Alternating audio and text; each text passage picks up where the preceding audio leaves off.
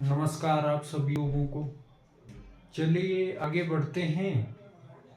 पाठ संख्या 7। पूर्व के पाठ में हमने नक्षत्रों को जाना और नक्षत्रों के अंशात्मक विस्तार को भी जाना, नक्षत्र के स्वामियों को भी हमने जाना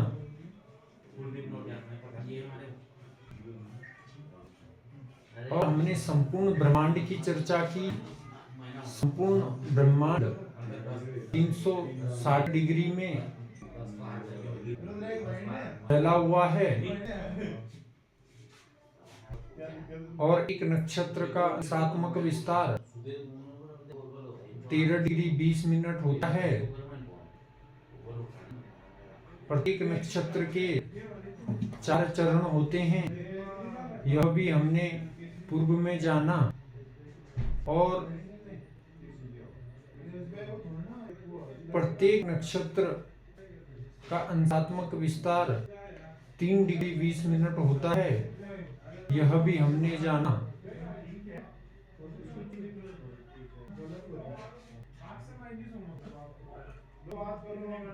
पूर्व में हमने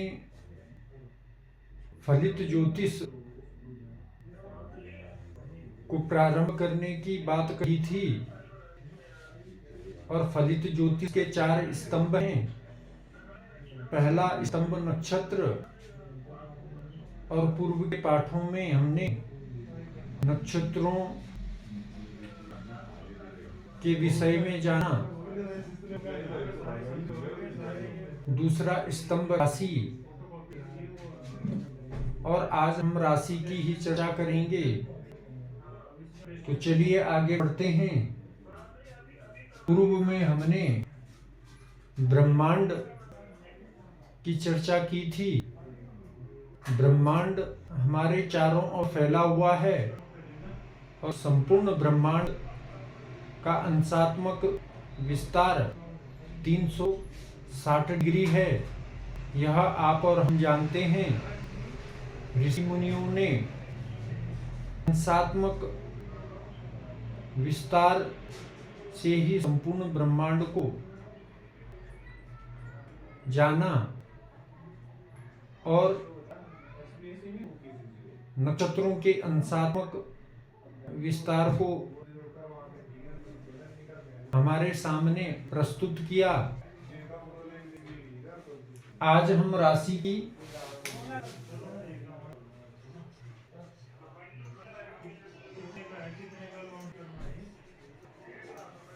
चर्चा करते हैं। और यह चित्र जो आपको दिखाई दे रहा है, यह वृत्ताकार आकृति जो आपको दिखाई दे रही है, यह संपूर्ण ब्रह्मांड है। और संपूर्ण ब्रह्मांड 360 डिग्री में समाहित है, यह आप जानते हैं।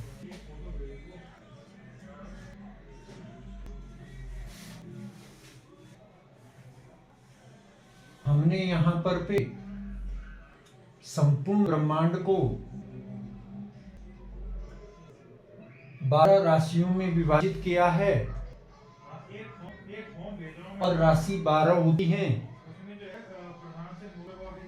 मेष से प्रारंभ होती है और मीन राशि पर समाप्त होती है। और इस चित्र में हमने 12 राशियां यहाँ पर लिखी हैं और 12 भागों में इस ब्रह्मांड को विभाजित किया गया। इस चित्र के माध्यम से आप यहाँ पर समझ सकते हैं। और आज हम जिस प्रकार से नक्षत्रों का अंशात्मक विस्तार हुआ, उसी प्रकार से आज राशियों के अंशात्मक विस्तार को हम जानेंगे। तो चलिए आइए, यह संपूर्ण ब्रह्मांड है और यह 0 डिग्री यहाँ पर आपको दिखाई दे रहा है।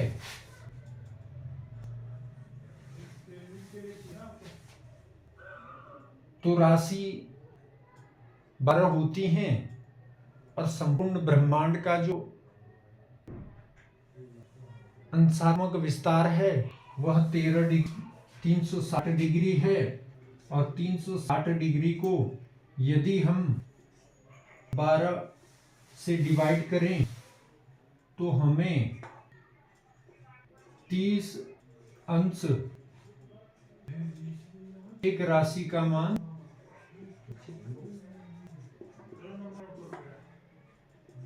प्राप्त होता है।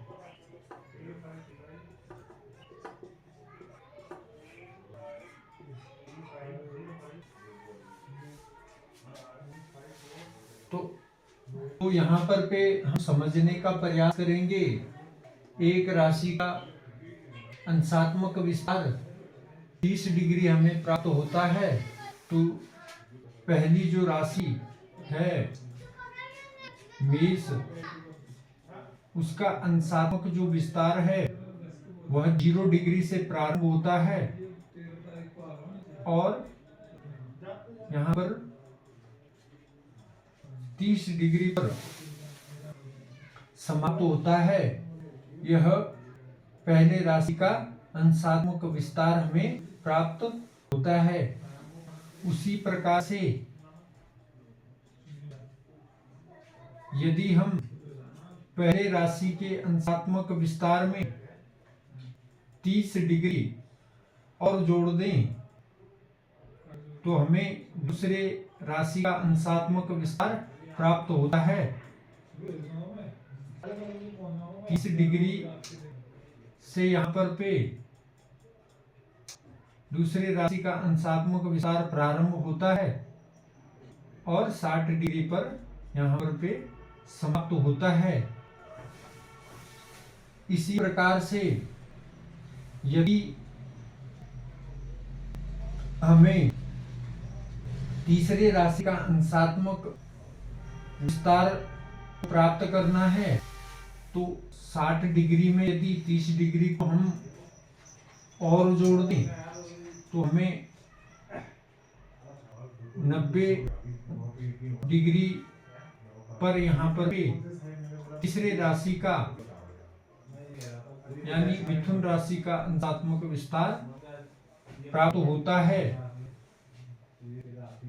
और क्रमशः प्रत्येक राशि में यदि हम 30 डिग्री जोड़ते हैं तो हमें अगले राशि का अंशात्मक विस्तार प्राप्त हो जाता है। यह हमने यहाँ पर भी इस चित्र के माध्यम से आपको बताया।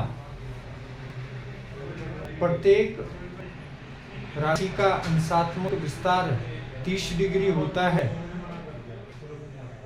और यदि हम 30 डिग्री में 30 डिग्री और जोड़ दें तो हमें दूसरे राशि का अंशात्मक विस्तार प्राप्त हो जाता है। और उसमें यदि हम 30 डिग्री और जोड़ दें तो हमें तीसरे राशि का अंशात्मक विस्तार प्राप्त होता है। यह आपने जाना और क्रमशः आगे बढ़ते हुए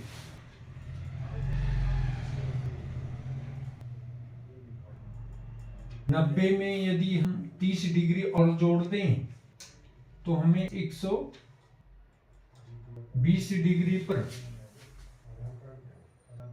चौथी राशि यानी का कर्क राशि का अंशात्मक विस्तार प्राप्त होता है। हम आपको एक छोटी कहानी के माध्यम से समझाना चाहते हैं। भीष्म पितामह को मृत्यु का वरदान प्राप्त था और वह अपनी इच्छा के अनुसार स्वर्ग को प्राप्त हो सकते थे। जिस समय महाभारत का युद्ध चल रहा था उस समय में दक्षिणायन चल रहा था। पूर्व के पाठ में हमने आपको उत्तरायण और दक्षिणायन को बताया। यह नॉर्थ पोल है, यह साउथ पोल है। हिंदी में यदि हम समझें तो यह उत्तर भारत है और यह दक्षिण भारत है। और जिस समय भीष्म पितामह बाणों की सैया में लेटे हुए थे, उस समय में दक्षिणायन चल रहा था और पितामह दक्षिणायन में मृत्यु को प्राप्त नहीं करना चाहते थे, क्योंकि शास्त्रों में कहा गया है कि यदि किसी व्यक्ति की मृत्यु दक्षिणायन में होती है तो वह स्वर्ग को प्राप्त नहीं होता, और यदि किसी की मृत्यु उत्तरायण में होती है तो उसको स्वर्ग की प्राप्ति होती है। तो भीष्म पितामह ने भी जब सूर्य उत्तरायण हुआ तो उत्तरायण में ही उन्होंने अपनी आत्मा को त्यागा। और यहाँ पर भी थोड़ा सा हम प्रकाश डालना चाहेंगे। सूर्य जब कर्क राशि में होगा, यहाँ पर भी जब सूर्य कर्क राशि में पहुंचता है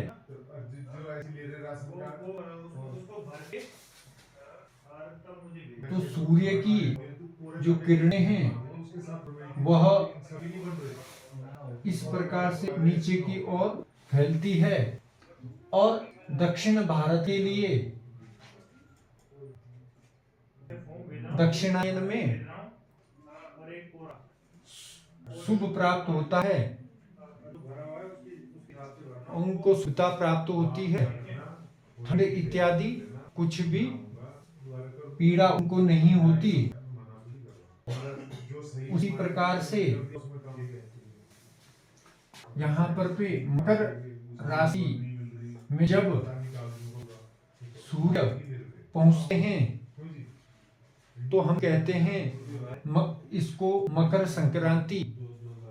और अन्य अलग अलग प्रांतों में कोई मकर संक्रांति का पर्व मनाते हैं। हमारे उत्तराखंड में खिचड़ी संक्रांत के नाम से भी इसको जानते हैं, और अन्य प्रांतों में पोंगल के रूप में भी इस त्योहार को मनाया जाता है, और लोहड़ी के रूप में भी कुछ प्रांतों में त्योहार मनाया जाता है। और यह त्योहार किस खुशी में मनाया जाता है, इसको समझने का हम यहाँ पे प्रयास करेंगे। जब सूर्य मकर राशि में प्रवेश करते हैं तो उत्तरायण हो जाता है, और जब उत्तरायण होता है तो उत्तरी भारत के लोगों के लिए यह शुभ होता है, क्योंकि उत्तरायण में सूर्य की जो किरणें हैं वो सीधा यहाँ उत्तर भारत में पहुंचती है, और जब सूर्य की किरण उत्तर भारत में पहुंचती है तो तब शीत ठंड इत्यादि जाड़ इत्यादि से कोई व्यक्ति परेशान नहीं रहता, क्योंकि सभी लोगों को ठंड में सर्दियों में सोने के लिए घर प्राप्त नहीं होते। प्रत्येक व्यक्ति को कंबल प्राप्त नहीं होते। इसलिए जब मकर में सूर्य पहुंचते हैं तो मकर संक्रांति होती है, और यहाँ से हमारे देवी देवताओं के शुभ कार्य प्रारंभ हो जाते हैं, और हमारे देवी देवता हमारे सम्मुख होते हैं।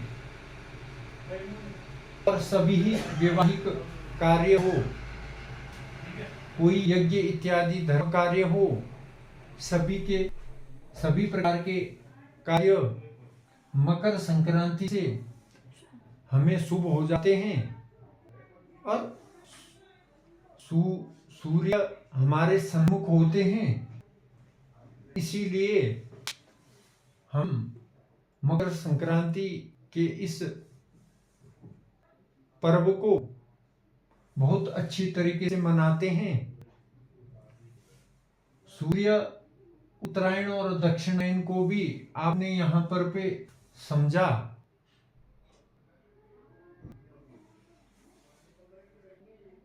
और चलिए अब हम राशि के अंशात्मक विस्तार को समझते हैं। हमने आपको बताया संपूर्ण जो ब्रह्मांड है वह 360 डिग्री में फैला हुआ है, और इस संपूर्ण ब्रह्मांड को यदि हम राशि चक्र में विभाजित करें तो 12 भागों में यहाँ पर पे संपूर्ण ब्रह्मांड को विभाजित किया गया, और हमको इसे माइल्ड स्टोन के रूप में ही समझना है। तो यहाँ 12 भागों में जब संपूर्ण ब्रह्मांड विभाजित होता है तो हमें 360 डिग्री में यदि हम 12 से डिवाइड करें तो हमें एक राशि का अंशात्मक विस्तार 360 डिग्री प्राप्त होता है, और क्रमशः इसी प्रकार से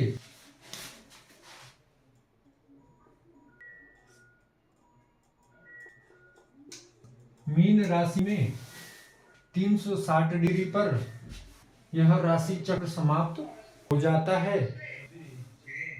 और चलिए अब हम राशि के अंशात्मक विस्तार को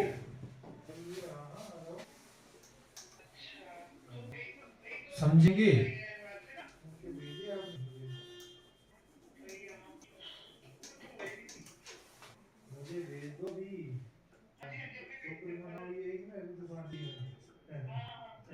अंशात्मक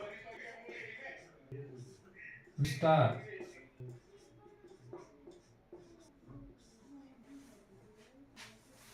आप जानते हैं, पूर्व में हमने नक्षत्रों को अंकों से जाना और नाम से जाना। तो पहली जो राशि होती है यहाँ पर एक अंक है, और पहली जो राशि होती है वह मेष राशि होती है। और मेष राशि का जो अंशात्मक विस्तार है वह हमने आपको यहाँ चित्र के माध्यम से बताया। 0 डिग्री से प्रारंभ होता है और 30 डिग्री पर समाप्त होता है।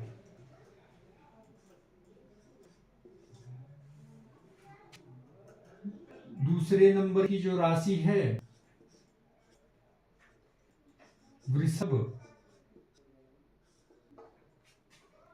वृषभ राशि का जो अंशात्मक विस्तार है वह 30 डिग्री से प्रारंभ होता है, और इसमें यदि हम 30 प्लस करते हैं तो हमें 60 डिग्री प्राप्त हो जाता है। तो वृषभ राशि का अंशात्मक विस्तार 60 डिग्री पर समाप्त होता है। 3 नंबर की जो राशि है मिथुन, मिथुन राशि का अंशात्मक जो विस्तार है वह 60 डिग्री से प्रारंभ होता है, और 60 डिग्री में यदि हम 30 डिग्री और जोड़ें तो 90 डिग्री पर समाप्त होता है। चौथी जो राशि है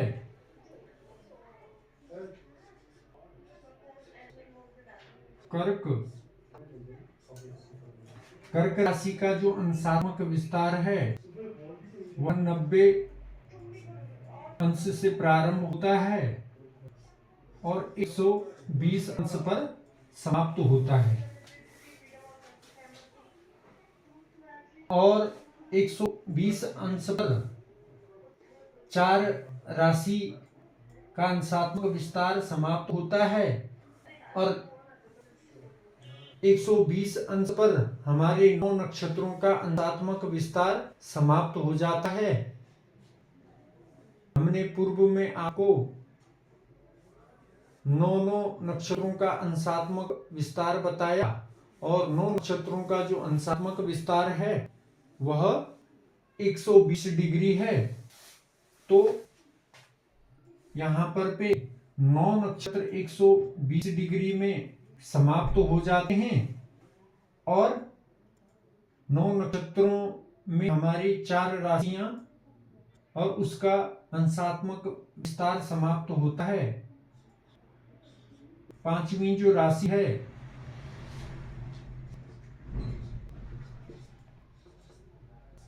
सिंह राशि, उसका अंशात्मक विस्तार 120 डिग्री से प्रारंभ होता है और 150 डिग्री पर समाप्त होता है। क्योंकि 120 डिग्री में यदि हम 30 डिग्री जोड़ दें तो 150 डिग्री हमें यहाँ पर पे अंशात्मक विस्तार प्राप्त होता है। 6 अंक पे जो राशि आती है कन्या,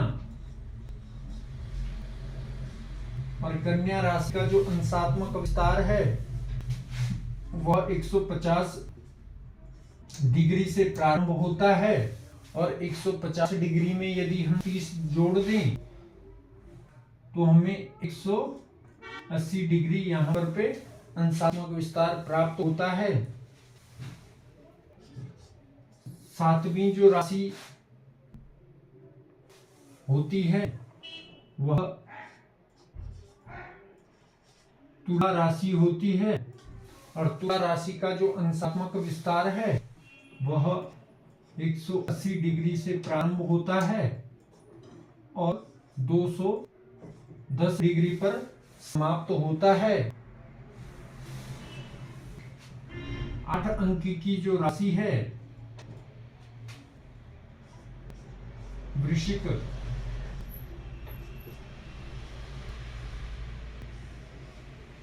वृश्चिक राशि का जो अंशात्मक विस्तार है वह 210 डिग्री से प्रारंभ होता है और 210 में यदि हम 30 जोड़ दें तो 240 डिग्री हमें प्राप्त होता है। और जिस प्रकार से कर्क राशि में 120 डिग्री पर 9 नक्षत्र समाप्त हो जाते हैं, उसी प्रकार से सिंह राशि से अंशात्मक विस्तार 120 डिग्री से प्रारंभ होता है, वृश्चिक में 240 पर समाप्त होता है और यहाँ पर भी 240 डिग्री पर हमारे 18 नक्षत्र संपूर्ण हो जाते हैं, उसके अंशात्मक विस्तार संपूर्ण हो जाते हैं।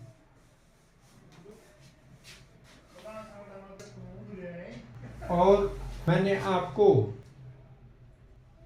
पूर्व में भी बताया कि हम आपको अंशात्मक विस्तार को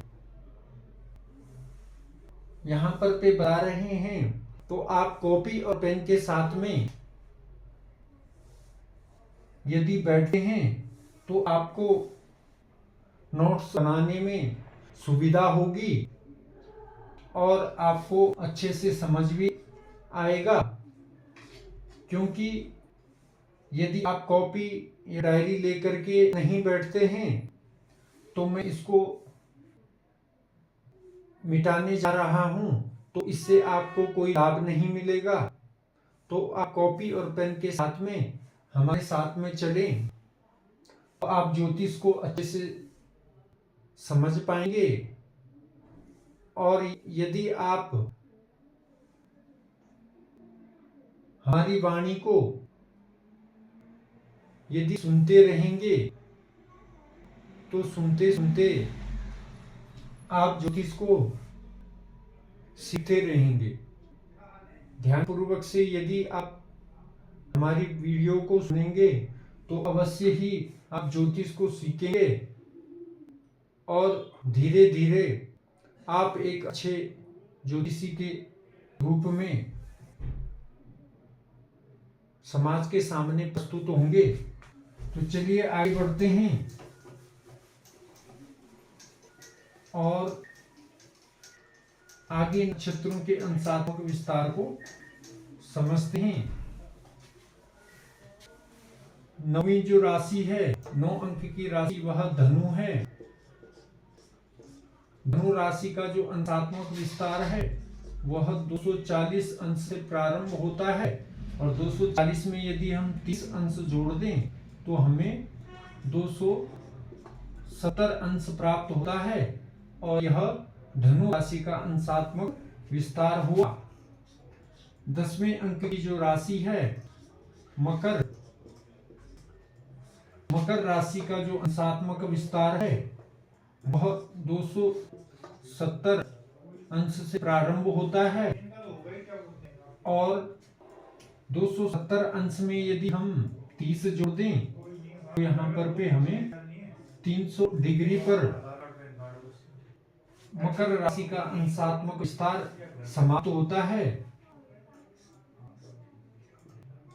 11 नंबर की जो राशि है कुंभ, और कुंभ राशि का जो अंशात्मक विस्तार है वह 300 डिग्री से प्रारंभ होता है और 330 डिग्री पर समाप्त होता है। उसी प्रकार से 12 नंबर की जो राशि है मीन, मीन राशि का अंशात्मक विस्तार 330 डिग्री से प्रारंभ होता है और 360 डिग्री पर समाप्त होता है। तो जिस प्रकार से नक्षत्रों का अंशात्मक विस्तार 13 डिग्री 20 मिनट से प्रारंभ हुआ और 360 डिग्री पर समाप्त हुआ, उसी प्रकार से राशि का जो अंशात्मक विस्तार है वह 30 डिग्री से प्रारंभ होता है और 360 डिग्री पर समाप्त होता है और राशियां 12 होती हैं, यह आप जानते हैं। मेष राशि, वृषभ राशि, मिथुन राशि, कर्क राशि, सिंह राशि, कन्या राशि, तुला राशि, वृश्चिक राशि, धनु राशि, मकर राशि, कुंभ राशि और मीन राशि। और मीन राशि पर यहाँ पर हमारा अंशात्मक विस्तार समाप्त होता है। और अंकों से भी हमने जाना 1 नंबर की राशि मेष, 2 नंबर की राशि वृषभ, क्रमशः इसी प्रकार से आगे अंकों से हमने राशि के नाम को जाना, उसके अंशात्मक विस्तार को जाना और गणित पर हम आपको ज्यादा अधिक जोर नहीं देंगे,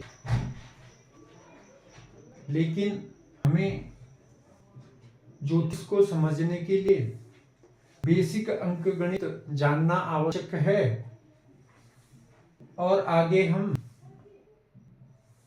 गणित ज्योतिष को आपको बताएंगे। राशियों को हमने जाना, राशि के अंकों को भी हमने जाना, उसके अंशात्मक विस्तार को भी हमने समझ लिया। और आप जानते हैं एक राशि का अंशात्मक विस्तार 30 डिग्री होता है, यह हमें कभी नहीं भूलना है। राशि चक्र में आप अच्छे से समझ गए हैं, हमने आपको बताया है पहली राशि मेष है और मेष का अंशात्मक विस्तार 0 डिग्री से प्रारंभ होता है और 30 डिग्री पर समाप्त होता है। तो इस प्रकार से आपने राशियों के अंशात्मक विस्तार को जाना और आगे हम राशियों को और अच्छी तरीके से जानेंगे। राशियों के गुण स्वरूप को जब हम जानेंगे, मेष राशि का गुण स्वरूप कैसा है और उनके गुण स्वरूप को जानेंगे, तो हमें फल कथन कहने में आसानी हो जाएगी, क्योंकि यह 12 भाग हैं और जिस प्रकार से प्रत्येक राज्य की जलवायु अलग अलग होती है। कहीं पर गर्मी अधिक होती है, कहीं पर पे सर्दी अधिक होती है, कहीं पर पर्वत होते हैं, कहीं पर नदियां अधिक होती हैं। तो जिस प्रकार से प्रत्येक प्रांत का अलग अलग जलवायु होता है, उसी प्रकार से जब हम राशियों के गुण स्वरूप को जानेंगे, किस राशि पर पे कौन से गुण धर्म विद्यमान है और किस राशि में शुभता है और किस राशि में अशुभता है, जब हम उसको जानेंगे तो हमें ज्ञात होता है कि यदि यहाँ पर पे 6 नंबर पे कोई शत्रु खड़ा है, तो हमें पहले से ही यदि हमें ज्ञात हो जाए कि सामने पे यहाँ पर पहुंचने पर हमें शत्रु परेशान कर सकता है, यदि हमें पहले से ज्ञात हो जाए तो हम उस जगह पर जाने से पहले अपनी सावधानी अवश्य कर लेंगे। तो इस प्रकार से राशियों के अंशात्मक विस्तार को हमने समझा। आज के लिए इतना ही। आपका बहुत बहुत धन्यवाद।